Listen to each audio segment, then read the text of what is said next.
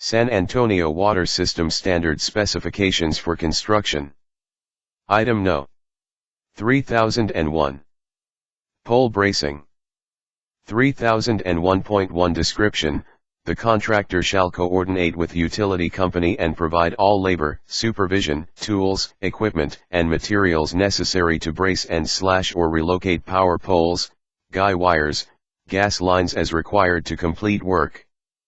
No contract days will be added due to delays. This allowance shall reimburse contractor for direct fees incurred for bracing/relocation of power poles, guy wires, and slash or gas lines. Any unused portion of the allowance will be credited to the owner by a deduct change order. Cost incurred by contractor for bracing of these utility poles that exceeds the allowance is subsidiary to the respective utility company's work. It is advisable for the contractor to review the construction documents and visit the construction site to determine potential impacts. 3001.2 Construction. 1. Dependent on contractor's means and methods for sewer line installation, pole bracing may be required.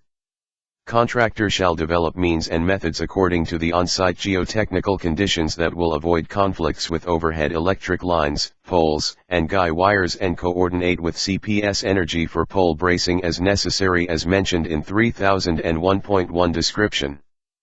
2. Contractor can use CPS Energy easements as shown on plans regarding the sanitary sewer main replacement if the following criteria is met. A. Construction personnel and equipment maintain a 10-foot clearance to all CPS structures.